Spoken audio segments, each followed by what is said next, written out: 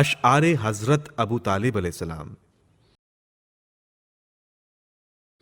حضرت ابو طالب علیہ السلام کے ایمان لانے پر یوں تو بہت سے شواہد اور دلائل بیان ہوئے ہیں، انہی میں سے آپ علیہ السلام کے وہ اشعار ہیں جنہیں اہل سنت کے مشہور عالم دین اور نہج البلاغہ کے شارح جناب ابن ابی الحدید معتزلی نے نقل کیا ہے، اور شیخ محمد حسین آل یاسین کی تحقیق پر مبنی دیوان ابو طالب کے نام سے بھی ایک کتاب موجود ہے جس میں کلام جناب ابو طالب علیہ السلام کو اکٹھا کیا گیا ہے۔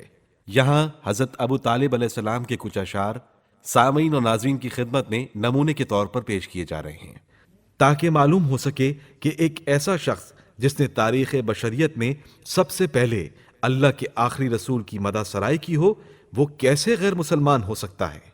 واللہ لن يصلوا إليك بجمعهم حتى أوسد في التراب دفینا۔ خدا کی قسم یہ قریش والے اپنی ساری جمعیت کے باوجود تمہارے قریب نہیں پہنچ سکتے جب تک کہ میں مٹی میں دفن نہ کر دیا جاؤں۔ فاصدع بعمرك ما عليك غضاضة وابشر بذاك وقر منك عيونا۔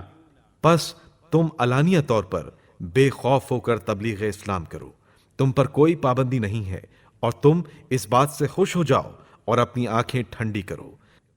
ودعوتني وعلمت أنك ناصحي ولقد صدقت وكنت قبل أمينا۔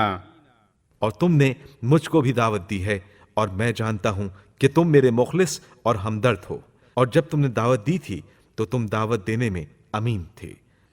وعرضت دينا قد علمت بأنه من خير أديان البرية دينا۔ اور مجھے یقینی علم ہے کہ جو دین آپ صلی اللہ علیہ وآلہ وسلم نے پیش کیا ہے وہ دنیا کے تمام ادیان سے بہتر ہے، اور یہ اشعار بھی انہوں نے ہی ارشاد فرمائے ہیں۔ وأن عليه في العباد محبة ولا خير في من خصه الله بالحب۔ اور اللہ نے اپنے بندوں میں سے صرف اس پر اپنی محبت نازل کی ہے، تو اس سے بہتر کون ہو سکتا ہے جسے اللہ نے اپنی نعمت سے مخصوص کیا ہو۔ اور ایک جگہ فرمایا وأبيض يستسقى الغمام بوجهه ثمال اليتامى عصمة للأرامل۔ وہ ایسے روشن چہرے والے ہیں کہ ان کے روئے مبارک کا واسطہ دے کر بارش کے لیے دعا کی جاتی ہے، وہ یتیموں کے نگراں اور بیواؤں کے لیے جائے پناہ ہیں۔ يلوذ به الهلاك من آل هاشم فهم عنده في رحمة وفواضل۔ وہ ایسے ہیں کہ بنی ہاشم کے تمام نادار و مفلس لوگ ان کے دامن فیض میں پناہ لیتے ہیں، تو فوراً ہی ان کے سائے رحمت میں آ کر خوشحال ہو جاتے ہیں۔ ألم تعلموا أنا وجدنا محمدا نبيا كموسى خط في أول الكتب۔ کیا تمہیں معلوم نہیں کہ ہم نے محمد کو موسیٰ جیسا نبی ہی پایا ہے، اور ان کا ذکر اولین کتابوں میں بھی لکھا ہوا موجود ہے۔ نبي أتاه الوحي من عند ربه ومن قال لا يقرأ بها سن نادم۔ وہ ایسے نبی ہیں کہ جن کے پاس ان کے رب کی طرف سے وحی آئی ہے، اور جو اس بات کا قائل ہوا اسے کوئی ندامت نہیں ہوگی۔ يا شاهد الخلق علي فاشهدي أني على دين النبي أحمدي من ضل في الدين فإني مهتدي۔ اے لوگوں کے سامنے میرے بارے میں گواہی دینے والے، سب کو بتا دے کہ میں احمد کے دین پر ہوں، اور اگر کوئی شخص گمراہ ہے لیکن میں تو یقیناً ہدایت کے راستے پر ہوں۔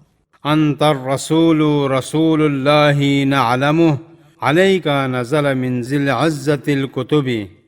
یہ بات ہم یقین سے جانتے ہیں کہ آپ ہی رسول برحق اللہ کے رسول ہیں، اور آپ پر صاحب عزت و جلال کی جانب سے کتاب نازل ہوئی ہے۔